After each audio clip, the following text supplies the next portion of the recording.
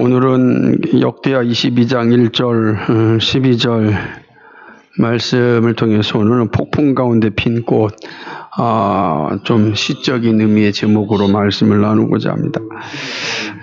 사실 폭풍이 불면 웬만한 것들은 다 날아갑니다. 종종 뉴스에서 태풍이 불면 교회당 지붕 위에 있는 탑들이 무너져 내린 것이 뉴스로 이렇게 들려오기도 합니다. 대형 어떤 빌딩과 아파트 외벽이 떨어져 나가는 것도 보게 됩니다. 미국 같은 데는 이 토네이도라고 하는 거, 회오리 바람 있죠. 그 토네이도가 너무너무 무서워서 토네이도가 한번 지나가면 그냥 집들이 그냥 완전히 다 망가지고 사라지는 걸 보게 됩니다. 그래서 미국 사람들의 집들은 대부분 나무집이니까 싹 사라져도 다시 또 이렇게 집을 지면 되고 그러는 것 같습니다. 근데 이렇게 폭풍이 불어도 변하지 않고 자리에 있는 꿈쩍하지 않는 것들이 있는데, 이 벌판에 뿌려진 이 풀과 꽃들을 보면은 그냥 태풍이 지나가도 그 자리에 여전히 남아 있는 것을 보게 됩니다. 저는 이걸 볼 때 정말 폭풍을 이겨낸 위대한 피조물들이다, 이렇게 이제 생각을 합니다. 그러니까 사람들만 폭풍하게 두려워하는 것처럼 느껴질 정도로 그 모습이 그대로 벌판에 있는 걸 볼 때 여러 가지 생각을 하게 됩니다. 근데 위대한 피조물은 영적인 세계에도 존재합니다. 영적인 세계라고 표현한다면 인간에 관계된 것을 의미하겠죠. 왜냐하면 다른 창조물은 우리 영적이다 말하지 않거든요. 영적이다라고 하는 건 인격적인 표현이기 때문에 이제 사람에게 한계된 그런 내용입니다. 인간의 역사를 보게 되면 그 역사 안에도 무지막지하게 불어온 그런 폭풍과 태풍들이 있었습니다. 그런 가운데 멸망하지 않고 존재하여 하나님의 일을 감당한 그런 사람들이 있습니다. 저는 이걸 볼 때 이게 하나님의 신비다, 이렇게 생각합니다. 정말 어마어마한 폭풍이 불어오고, 정치적인 폭풍, 경제적인 폭풍, 또 우리가 잘 알다시피 지금 이제 코로나19 같은 어마어마한 전염병 아래 태풍이 불어올 때도 또 꼭 이런 것뿐만 아니라 정말 자연이 엄청나게 또 피해를 주는 그런 일들이 있음에도 불구하고 사실은 또 견뎌낸 사람들의 이야기를 종종 듣습니다. 특별히 그 가운데 영적인 일, 특히 신앙의 영역에서 이 어마무시한 폭풍우를 이겨내고 굳굳이 믿음의 길을 걸어간 그러한 이들의 이야기를 들을 때는 참으로 신비하고 또 경외스럽기까지 하는 것입니다. 이 모든 것은 다 하나님의 신비다, 이렇게 말씀하면 사람이 그런 어려움과 그 폭풍을 이겨낼 수 있을까? 정말 하나님의 이 딱 붙잡아 주심이 아니면 그러한 어떤 고통과 그 고난을 견뎌내기란 불가능하다 생각을 합니다. 북쪽 이스라엘과 지금 남쪽 유다 이야기를 우리 계속 보고 있습니다. 지금 우리가 지금 수요일날 보는 예레미야는 이제 남쪽 유다의 마지막 이야기를 본다면, 지금 역대하 지금 21장은 남쪽 유다 이야기지만 동시에 지금 북쪽 이스라엘 이야기가 같이 지금 이야기 나누고 있는 내용입니다. 이 북쪽 이스라엘과 남쪽 유다에 하나님이 보내신 폭풍과 정말 일어났습니다. 북쪽 이스라엘에는 요람이라는 왕이 이제 11년째 통치를 하고 있었습니다. 남쪽 유다는 여호람의 막내 아들 아하시아가 왕이 되어서 1년째 이제 통치를 하고 있는 상황입니다. 본문을 좀 잘 보셔야 되는데 2절에 보게 되면은 아하시아가 왕이 된 지 40세 이렇게 기록되어 있거든요. 이건 되게 이거는 사본의 실수라 이렇게 생각을 하는데, 왜냐하면 아버지 여호람이 40세에 죽거든요. 근데 아들이 40세에 왕이 됐다는 것은 말이 안 되는 거죠. 그런데 같은 내용을 기록한 열왕기하 8장 26절이죠. 같은 내용 열왕기하 8장 26절에 보면은 이 아하시아의 나이를 22살로 기록하고 있습니다. 그러니까 이제 이 부분은 좀 사본의 실수가 분명한 것 같고, 그러니까 22살에 이제 아하시아가 이제 왕이 되어 있습니다. 아하시아가 왕이 되었을 때, 그 모친은, 바로, 아합과 이스벨의 딸인 아달랴였습니다. 아하시아는 이 모친 아달랴의 꾀임에 빠져서 아합의 길로 갑니다. 그러니까 왕이 됐지만 어머니의 권한이 엄청 큰 겁니다. 그러니까 보통 여자가 아니에요. 나중에 보면 알겠지만 보통 여자가 아닌 아달랴의 이 꾀임에 빠져서 아하시아가 자신이 왕이지만 유다의 길로 가지 않고 여호사밧의 길로, 아사의 길로 가지 않고 아합의 길로 가는 걸 보게 됩니다. 아합의 길은 우상숭배의 길이요, 악한 길이죠. 그 4절을 보게 되면은 아합의 길같이 악을 행하였더라 이렇게 기록하고 있습니다. 악을 행하는 길로 이 아하시아의 통치 일료는 진행됩니다. 이때 북쪽 이스라엘의 왕 요람은 이제 아달랴와 이제 아마 남매관계 아니겠습니까? 아하시아는 요람과 더불어 아람형이었던 이 하사엘과 싸웁니다. 이 내용은 사실은 열왕기하 8장 9장에 자세히 기록되어 있어요. 그러니까 이 전체 여기는 이제 역대하 요 내용만 기록되지만 이 전체 이 사건 전후 사건의 전체적 내용은 열왕기하 8장과 9장에 자세하게 기록되어 있는 것을 볼 수 있습니다. 하사야를 이제 열왕기하 8장을 보게 되면 엘리사가 이 다메섹에 가가지고서 그때 이제 이 하사엘이 아람의 왕이 될 것임을 이야기합니다. 그리고 아람의 왕이 되어죠. 하나님이 허락하신 왕입니다. 이때 이제 아하시아가 북쪽 왕 이 요람과 함께 아람 왕 하시엘과 전쟁을 치릅니다. 요람이 이제 아하시아에게 같이 가서 하사엘과 싸우자, 아람과 싸우자 해서 길르앗 라못으로 이제 가서 전쟁을 합니다. 전쟁을 하는데 이때 전쟁할 때 아람 왕 하사엘이 이 북쪽 이스라엘 왕 요람에게 큰 상처를 입힙니다. 그래서 이 전쟁 중에 상처를 입은 요람이 그 상처를 치유하기 위하여 어디로 가냐면 이스르엘로 갑니다. 이스르엘은 평지, 무깃도 바로 아래에 있는 평지거든요. 그 무깃도 하는 평지 그쪽으로 이제 이동을 하면서 거기서 치료를 이제 받으려고 합니다. 이때 이제 아하시아가 병문안을 오죠. 병문안을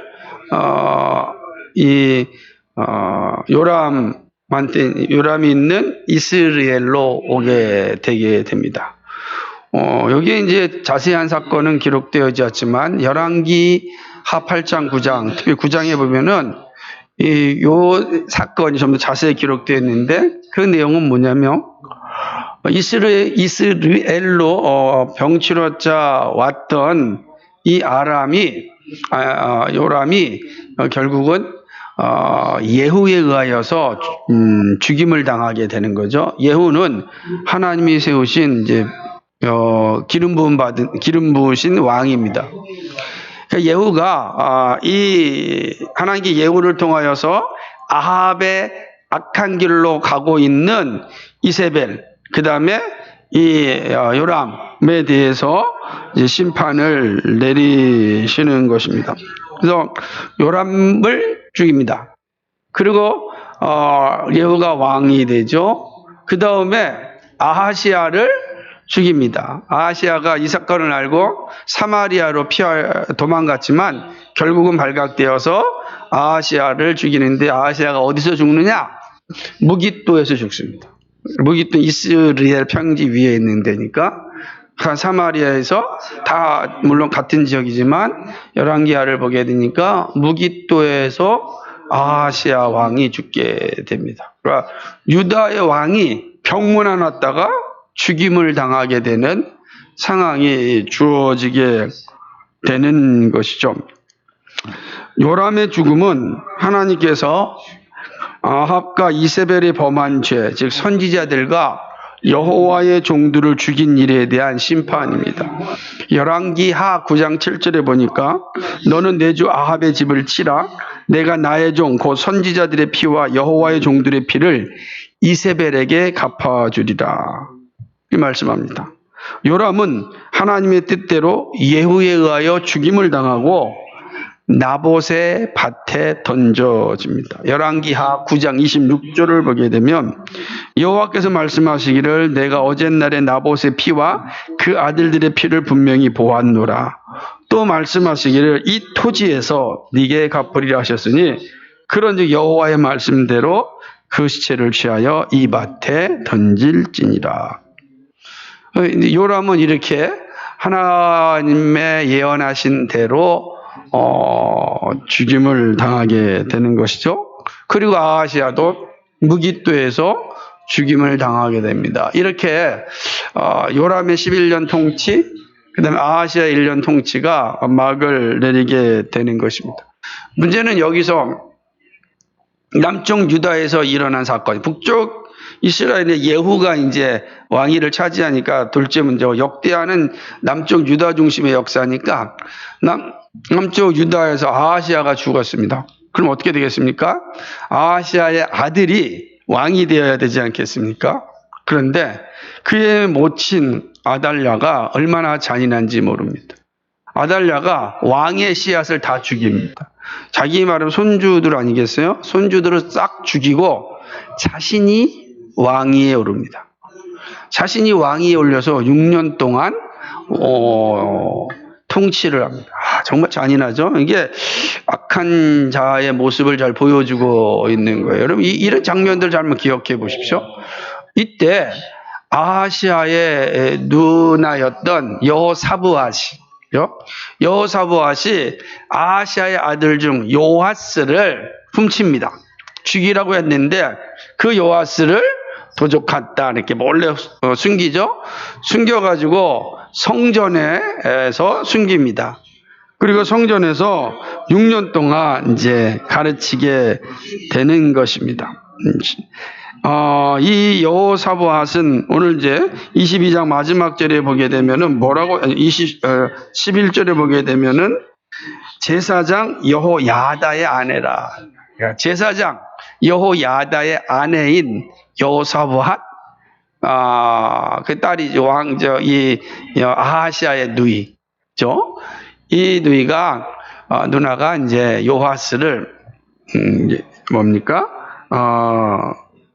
몰래 이게 숨겨가지고 성전에 이제 숨겨놓습니다. 몇 년 동안 숨겨놓아요? 6년 동안. 그럼 6년 동안 누가 남쪽 유다를 다스렸겠습니까? 이제 아달랴가 다스리는 것이죠. 참으로 무차별한 아주 무서운 여자입니다. 무서운 여자예요. 이 여자가 이제 그렇게 하죠. 그러니까 역시 이세벨의 딸이다. 이세벨 때 딸답다라고 하는 것을 보여주는 것입니다. 본문은 북쪽 이스라엘과 남쪽 유다의 힘을 합친 이 정치적 폭풍을 보여주고 있습니다. 사람들은 두려워하였습니다. 그러나 이 모든 것은 하나님의 섭리 가운데 주어진 일입니다. 하나님의 주권이요 온전히 실현된 모습입니다. 역사의 주인이신 하나님의 일하심을 보여주는 사건입니다. 여러분 기억하십시오. 이 땅에 일어나는 일에는 단 하나도 우연히 일어나지 않습니다. 모든 것이 다 하나님의 섭리 가운데 존재합니다. 그러므로 역사적 사건이나 개인의 사건이나 다 하나님의 일하심을 믿어야 됩니다. 그리고 물어야, 이게 하나님의 일하심이라면 하나님께 물어야 됩니다. 그죠? 이게 어찌 된 일입니까? 왜 이런 일이 일어난 것입니까? 물어야 되는 겁니다. 근데 그 물을 때 어떤 전제를 갖고 물어야 되냐면 하나님의 일하심 항상 선하시다라고 하는 겁니다. 선하신 하나님께서 역사에서 일하실 때, 선하신 하나님께서 개인적으로 나에게 일하실 때 하나님의 선하심이 무엇입니까? 이렇게 물어야 되는 것이죠. 우리의 이해와 경험의 한계를 넘어서 하나님이 일하십니다. 그러나 분명한 것은 하나님은 합력하여 선을 이루십니다. 이게 참 신비의 영역이에요. 우리의 지식과 우리의 경험을 넘어서 일하신 하나님입니다. 근데 그 하나님의 일하심은 항상 선이라는 열매를 맺으십니다. 그렇다면 아하시야, 요람, 예후, 하사엘, 아달랴, 여호사밧, 여호야다, 그리고 요아스가 등장하는 이 역사적 사건을 통하여 일하시는 하나님의 선하신 역사는 어떤 것인가? 이 짧은 이 12절 안에 많은 사람이 등장하잖아요. 참 많은 사람이 등장해요. 이 등장하는 사람들에게는 아주 다양한 사건들이 다 일어났잖아요. 한 사람도 회 없이 엄청난 정치적 소용돌이 속에서 각자의 지금 일을 하고 있는 거예요. 그러니까 이러한 역사적인 일들을 통해서 도대체 하나님의 선하심은 무엇입니까? 하나님의 뜻은 무엇입니까? 우리가 항상 질문을 던져야 되는 거죠. 그리고 그 질문에 대해서 우리가 한번 답을 얻고자 합니다. 첫 번째는요, 저는 이 질문 가운데 본문이 오늘 우리에게 이 사실을 말씀해 주고 있다고 생각합니다. 죄는 죽는 날까지 악을 행하기에 죄 죽이는 일이 날마다 일어나야 한다라는 사실을 우리에게 말씀하는 것 같습니다. 죄는요, 죽는 날까지 악을 행합니다. 죄가 죽어야만 악의 끝입니다. 그러니까 악을 끝이려면, 이 죄를 끝이려면 죄를 죽여야 하는 거예요. 날마다 죄를 죽여야 되는 거죠. 이 날마다 죄를 죽이지 않고서는 이 죄가 살아나서 악을 행하기 때문입니다. 악은 참으로 무섭습니다. 가볍게 보고 대들다가 악의 노예가 됩니다. 북쪽 이스라엘의 왕으로 들어왔던 이세벨 한번 생각해 보십시오. 한 여인이었습니다. 뭐 여인이 와가지고 뭐 대단한 일을 하겠어? 라고 생각할지 모르겠습니다. 그러나 그 여인이 들어와서 이스라엘 전체를 망가뜨렸습니다. 한 사람이 얼마나 큰 역할을 하는지 몰라요. 한 사람이 들어와서 살리고 죽이는 일을 합니다. 그 가정에 영적으로 복음화를 일으키는 놀라운 역사를 하기도 하지만 반대로 그 가정에 분란을 가져올 수도 있는 것이죠. 이세벨은 그런 여인이었습니다. 아주 악한 여인이었고 우상을 가지고 들어왔고 결국은 하나님을 섬겼던 그 북쪽 이스라엘을 우상 천지로 만들어 버렸습니다. 그리고 유다에 들어온 악의 씨앗인 아달랴를 통하여 남쪽 유다도 악의 영향 가운데 사로잡혔습니다. 악의 씨앗이 북쪽 이스라엘로 들어왔고 북쪽 이스라엘에서 남쪽 유다로 들어왔습니다. 그 남쪽 유다로 들어와서 결국 남쪽 유다도 사로잡아 버렸습니다. 여인 하나가 무슨 큰 일을 한다고, 우상을 섬기는 산당 하나가 무슨 힘을 쓴다고 생각할 수 있지만 그 하나가 나라와 가정을 박살내버리고 말았습니다. 악은요, 악을 만들어냅니다. 악의 경향성, 죄의 경향성입니다. 악은 항상 더 큰 악을 향하여 달려갑니다. 악의 확장성, 죄의 확장성. 항상 기억하십시오. 그렇죠? 우리는 그대로 놔두면 반드시 죄 짓는 길로 가게 되어 있습니다. 예외가 없어요. 누구나 마찬가지라. 죄 짓기를 좋아하고 더 큰 죄를 짓기를 즐거워합니다. 걸리지만 않으면 확실한 죄를 짓고 싶어 합니다. 그러니까 남들 모르는 정보를 가지면 이거를 갖다가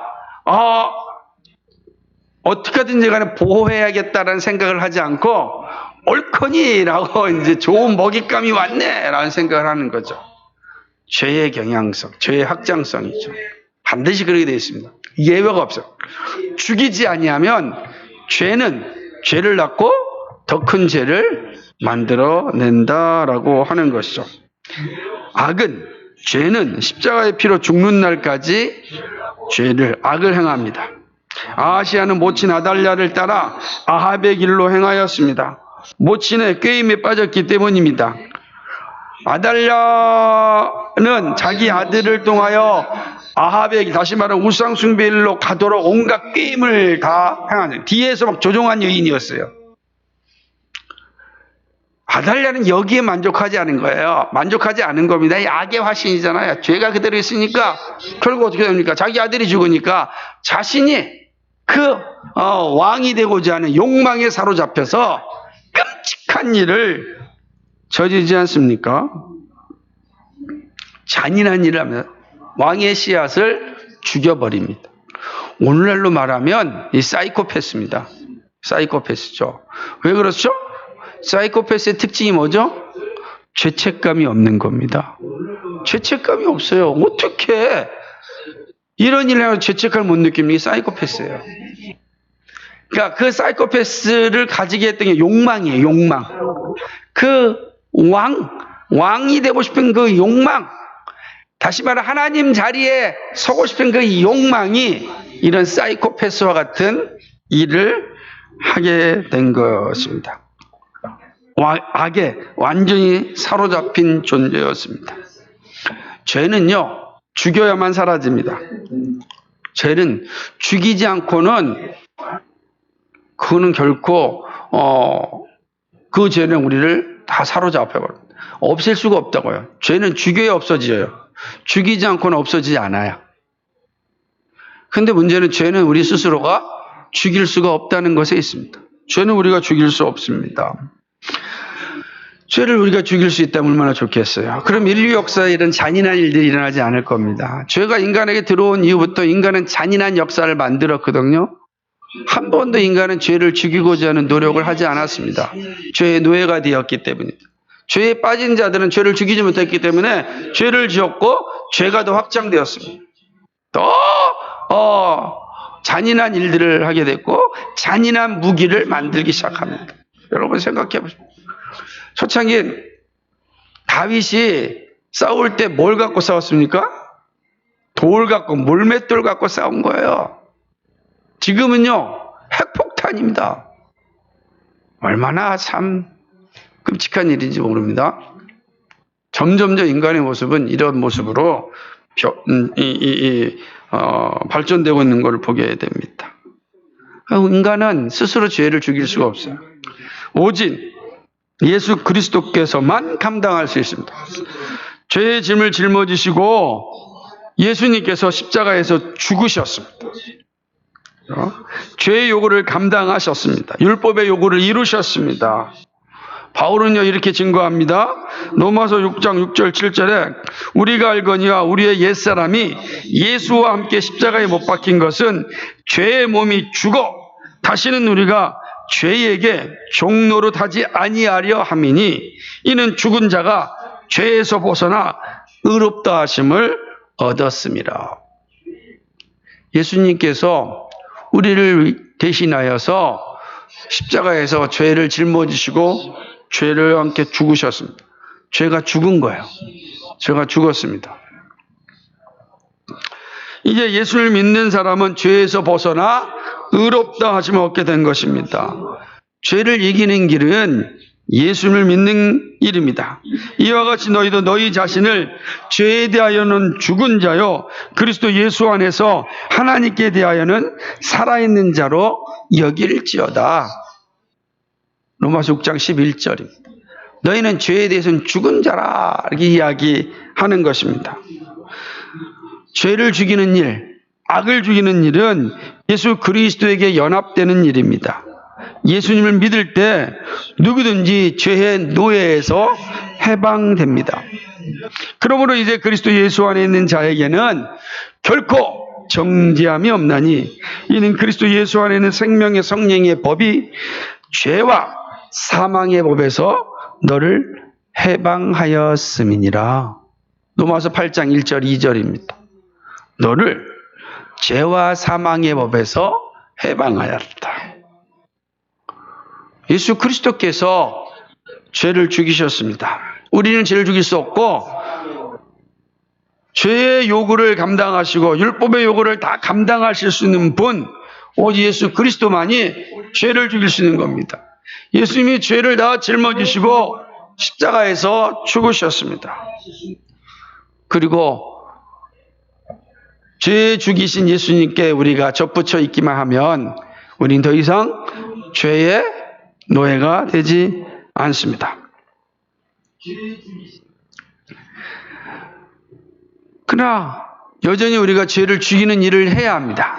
그건 어떤 거죠? 사망에 이르게 하는 죄는 죽었습니다. 더 이상 이거 가지고 우리가 문제 삼지 않습니다. 하지만 육신으로 날마다 죄를 짓게 하는 죄가 있습니다. 이것을 죽여야 합니다. 이제는 우리가 죽이는 일은 사망에 이르는 죄가 아니라 우리의 육신으로 말미암아 죄를 짓게 하는 죄입니다. 이 일은 예수 믿음으로 이루어집니다. 우리는 이제 예수님께서 사망에 이르는 죄를 죽이셨습니다. 그러나 아직 육신을 입고 있기 때문에 여전히 육신의 유혹을 통하여서 죄를 짓는 자리에 이르게 되는 이 죄도 죽여야 됩니다. 이제 어떻게 죽입니까? 예수 그리스도 믿음으로 죽입니다. 그러므로 사망에 이르는 죄를 죽이신 예수님을 우리가 믿음으로 고백할 때 육신으로 있는 죄를 죽일 수 있는 힘이 생기는 것입니다. 이 일은 예수 믿음으로 이루어집니다. 그리고 성령의 능력으로 나타납니다. 그래서 우리 날마다 주 예수의 이름으로 우리의 죄를 고백하고 나아가야 되는 겁니다. 그래서 우리가 아침에 일어나서 하루를 시작할 때, 하루를 마감할 때 항상 우리 입술을 통해서 주여 내 안에 있는 죄와 싸우게 하시고 죄를 죽여 주옵소서. 그리하여 내가 거룩한 자의 자리에 이르게 하여 주옵소서. 그래야 됩니다. 그것이 죄가 살아서 활개치게 하지 못하는 겁니다. 그리고 죄가 우리에게 거짓말하지 못하게 하는 겁니다. 그대로 내버려 두면 마치 우리로 하여금 사망에 이르게 한다고 속삭입니다. 그러지 않습니다. 예수 믿으면 예수님께서 우리의 죄를 짊어지시고 십자가에 죽으심으로 사망에 이르는 죄는 더 이상 우리를 지배하지 못합니다. 다만 육신을 입고 있기 때문에 육신이 범하는 죄를만 남아 있습니다. 그러므로 우리는 불의의 병기가 아니라 의의 병기가 되도록 힘을 써야 하는 겁니다. 그 일이 어떻게 이루어집니까? 예수 믿음을 날마다 고백함으로 이루어지는 겁니다. 복음을 고백할 때 우리가 이 죄와 싸움에서 이겨낼 수 있고 죄를 죽일 수 있습니다. 이렇게 날마다 죄를 죽여야 합니다. 이것이 거룩입니다. 이 사실을 오늘 우리는 이 사건을 통해서 분명하게 보아야 합니다. 두 번째는 하나님의 구원 역사는 사단의 방해가 지속되지만 결코 멈추지 않음을 말씀합니다. 이 사실이 놀라운 하나님의 선하심입니다. 남쪽 유다와 북쪽 이스라엘에 들어온 사단의 악함은 지속되었습니다. 왕의 자리에 있었으니 얼마나 대단한 권세이겠습니까? 누가 그 권세에 대들 수 있겠습니까?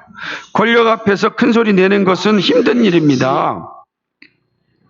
아합과 이세벨에게 하나님의 말씀을 전하였던 선지자들과 하나님의 종들이 엄청난 모욕을 당하였고 때로는 죽임을 당하였습니다. 권력 앞에 정말 쉽지가 않거든요. 이 정도의 권력이면 더 이상 하나님도 없다고 여겨집니다. 그렇게 되는 겁니다. 권력은요, 마음만 먹으면 얼마든지 거짓을 참이라고 말하기도 하고요. 참을 거짓으로 만들기도 합니다. 이게 권력이에요. 얼마나 무서운지 모르죠. 그래서 유전무죄, 무전유죄가 있는 거예요. 사법이 정의롭습니까? 권력을 가진 집단에게는 정의라는 것이 쉽지가 않아요. 항상 어렵습니다. 모든 권력은 사실은 정의롭다 말하기가 참 힘듭니다. 근데 거기에 이 죄의 노예가 되고 악의 노예가 되었다고 생각해 보십시오.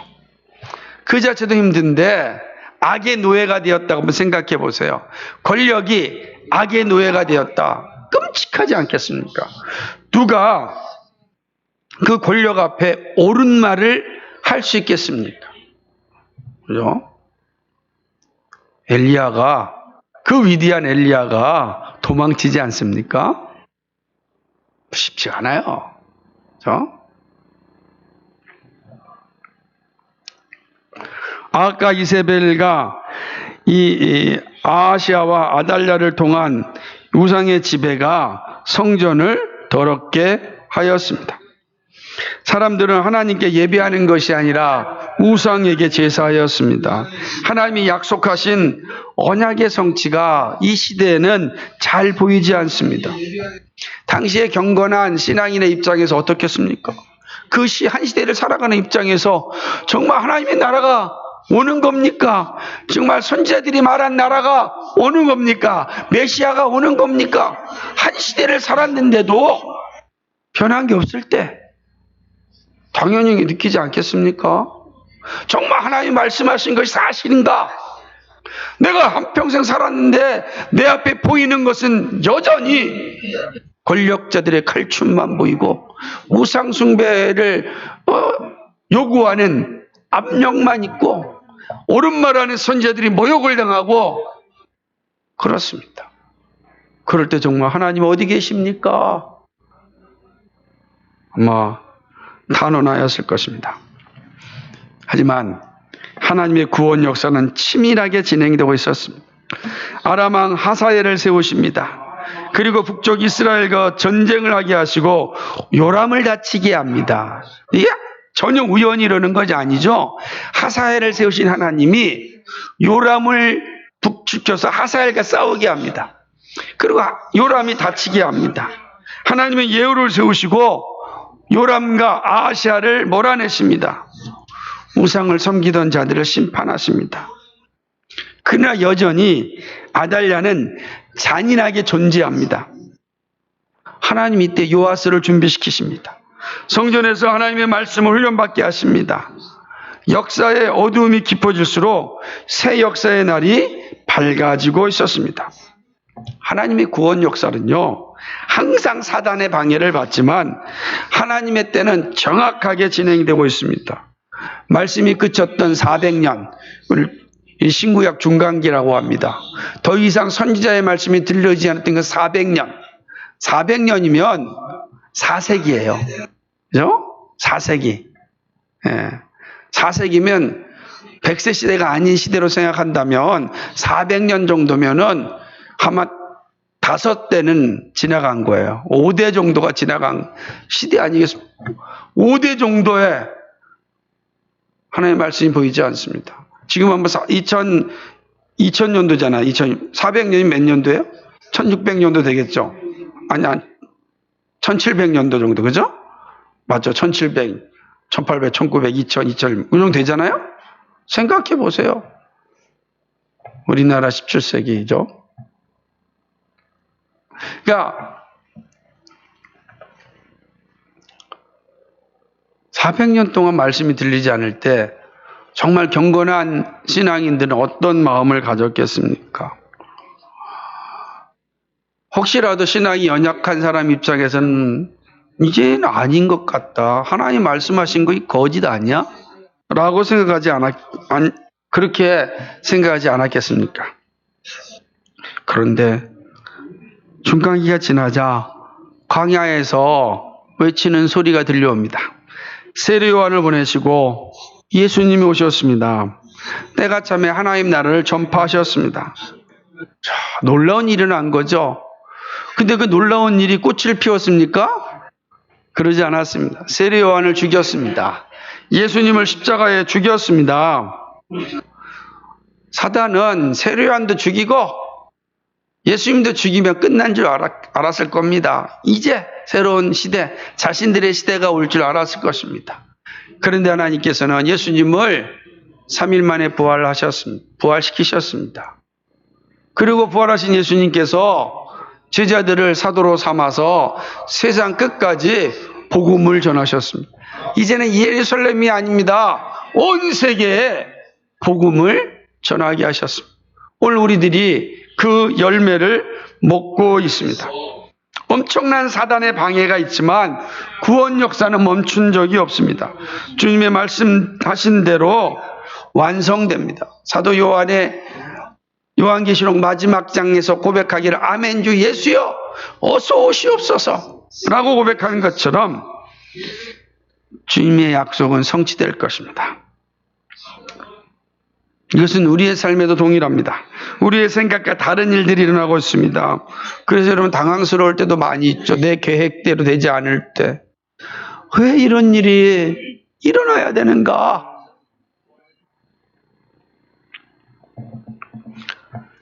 그러나 하나님의 일하심은 정확합니다. 하나님의 일하심. 신비의 영역이지만 분명한 것은 하나님의 일하심은 정확하다는 사실입니다. 하나님은 가장 좋은 것으로 자기 자녀에게 주신다라고 하는 것입니다. 하나님의 나라는 완성되고 구원의 영광을 보게 되고 영원한 생명을 얻게 합니다. 이것이 하나님의 선하심입니다. 우리는 이 사실을 본문을 통해서 명확하게 볼 수 있어야 됩니다. 마지막 세 번째는 하나님의 치밀하신 은혜가 합력하여 선을 이루십니다. 아달랴는 권력의 욕망으로 인간으로서 하지 말아야 될 그런 범죄를 저지릅니다. 그는 6년 동안 왕이 되어 통치합니다. 아마 신이 났을 겁니다. 광란의 춤을 췄습니다. 모든 것이 자신의 세상이 된 것처럼 생각하였을 것입니다. 얼마나 신났겠어요. 근데 놀라운 것은 그 시간 동안 하나님은 준비하셨습니다. 어디서 준비하셨습니까? 성전에서 준비하고 있습니다. 하나님이 교회에서 준비하고 있습니다. 요하수를 준비하신 하나님을 기억하시기 바랍니다. 제사장 여호야다를 통하여 철저하게 신앙 훈련을 합니다. 하나님의 치밀하신 역사는 요하수를 준비시키심이 분명해집니다. 하나님이 말씀하심이 차례대로 이루어집니다. 사람의 생각대로 이루어지는 것 같지만 하나님의 인도하심은 정확합니다. 치밀하게 이루어지고 있습니다. 우리가 항상 기억해야 될 것은요. 하나님의 일하심은 준비되었다가 때가 돼야 일을 이루신다는 것입니다. 사람의 경험과 지식에 머물지 않습니다. 여러분 생각해 보십시오. 예수님이 오심을 언제 말씀하셨습니까? 첫사람 아담이 범죄하였을 때 약속하셨습니다. 그 약속 눈에 보이지 않았어요. 수많은 세월이 흘렀습니다. 뭐야 옛날 옛적 이야기야? 하나님의 때에 하나님께 사람의 몸을 입으시고 우리 가운데 오셨습니다. 그 예수님은 오신 목적을 다 감당하시고 죽으시고 부활하여 승천하여 하나님 나라에 올라가셨습니다. 그러면 말씀하십니다. 내가 다시 오실 것이다. 목사님 지금 2000년이 흘렀는데 아직도 기다려야 됩니까? 그렇게 말할 수 있습니다. 사람들이 더디 온다고 말합니다. 그러나 하나님의 역사는 하루가 1000년 같고 1000년이 하루 같습니다. 하나님 앞에 뭐 이틀 지난 거예요. 이틀 지났는데 우리한테 더디 온다고 말할 수 있겠습니까? 하나님의 일하시면 정확하면 치밀하십니다. 이 사실을 기억해야 됩니다. 하나님의 때는 반드시 오실 것이고 성취하십니다. 믿음 뭔지 아십니까? 이런 하나님의 치밀하신 은혜를 고백하는 것입니다. 그러면 현재 벌어진 불의한 일에 대하여 당황하지 않습니다. 사람들이 온갖 버리는 죄악을 봅니다. 무신론 철학자들은 성경을 해치하자고 말합니다. 이들이 지금 아주 지배적인 사고를 가지고 있습니다. 새로운 시대에 새로운 기준을 만들자고 합니다. 참으로 오만한 시대입니다. 그런데 저는 이런 시대를 보면서 오늘 요하스를 준비하시는 하나님을 봅니다. 이 시대에 살아낼 사람을 준비하라고 말씀하는 것 같습니다. 아달랴가 통치하는 시대에 침묵하지만 철저하게 영적으로 준비하는 요하스들이 되라고 말씀합니다. 교회가 이 일을 감당하는 장소가 되어야 합니다. 어쩌면 제사장 여호야다의 역할을 교회 직분자들이 해야 합니다. 그래서 오만한 시대에, 성경을 해치하자고 하는 시대에 아주 그냥 되게 양양하여서 자신들의 세대가 왔다고 떠들고 있는 이러한 시대에 잘 준비해야 됩니다. 잘 준비해야 됩니다. 장신대에서 이번 코로나19에 대해서 이렇게 설문조사를 했다고 합니다. 코로나19 방역을 잘하고 있습니까? 그랬더니 교회나 목회자들한테 물어봤더니 91%가 잘하고 있다. 여러분 우리가 잘하고 있다고 생각합니까? 교회는 91%가 있습니다. 그래서 믿지 않는 사람한테 물어봤습니다. 지금 교회가 방역을 잘하고 있다고 생각합니까? 13%만 잘하고 있다고 생각합니다. 91%와 13%의 차이는 어디서 오는 걸까요? 교회가 거짓말하는 걸까요? 오늘 우리들을 보면은 우리 정말 최선을 다해서 하고 있는 것 같습니다. 그 세상 그렇게 보지 않아요. 왜 그럴까요? 각자가 생각하십시오. 제가 뭐라고 답을 내기 어렵습니다. 우리가 이러한 시대에 살고 있습니다. 이러한 시대에 우리가 살아가고 있습니다.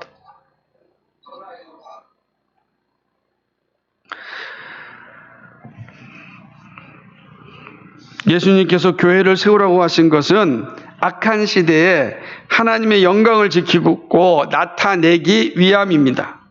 지금 우리가 하여야 할 일은 거룩한 교회를 세우고 거룩한 성도가 되는 일입니다. 이 일을 잘 감당하는 것이 주님의 오심을 준비하는 일입니다. 성전에 숨겨놓은 요하스처럼 우리가 이 거대한 오만한 세력 앞에 주눅 들고 있는 것 같지만 성전에서 준비하는 요하스 기억하십시오. 하나님께서 우리를 그렇게 준비시키십니다. 그러면 철저하게 하나님의 말씀 앞에 무릎 꿇고 말씀이 가르쳐 주는 대로 배우고 익히고 열심을 다하여 믿음의 길을 가야 합니다.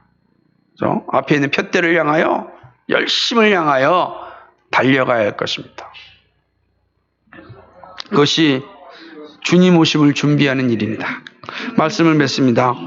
아시아와 여호람 시대에 일어난 역사를 통하여 하나님의 선하심이 무엇인지 질문하였습니다. 그리고 역사적 사건을 통하여 하나님의 일하심을 보았습니다. 우리는 크게 세 가지를 살펴보았습니다. 첫째로 죄는 죽는 날까지 악을 행하기에 죄 죽이는 일을 날마다 일어나야 한다고. 둘째, 하나님의 구원 역사는 사단의 방해가 지속되지만 결코 멈추지 않음을. 셋째, 하나님의 치밀하신 은혜가 합력하여 선을 이루심을 보았습니다. 여러분, 오늘 말씀을 통하여 무엇을 들으셨고 깨달으셨습니까? 믿음의 길은 날마다 죄를 죽이는 길입니다. 믿음의 길은 하나님의 구원 역사를 살아가는 것입니다.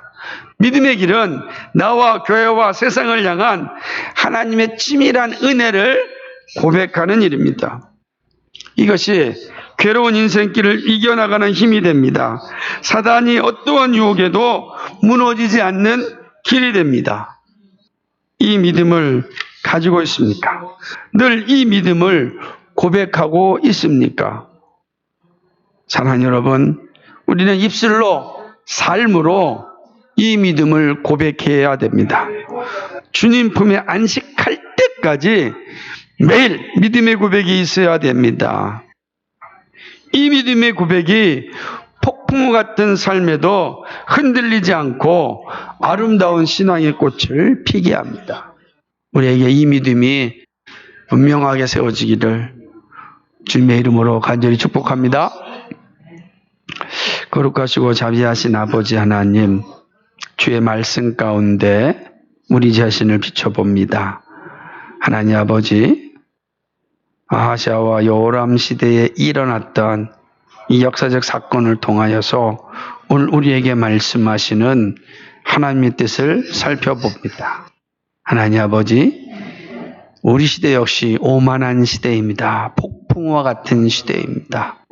하나님, 이 시대에 하나님의 사람으로 어떻게 살아야 할지 다시금 되돌아보게 하시고 믿음의 길에 흔들리지 않게 서게 하여 주옵소서. 정말 하나님의 나라와 영광과 그 의를 위하여 우리의 새해가 복되게 하시고 주님 품에 안식하는 그 순간까지 날마다 주 예수 그리스도를 믿음으로 고백하고 그 주님과 함께 동행하게 하여 주옵소서. 감사합니다. 예수 그리스도의 받들어 기도하옵나이다. 아멘.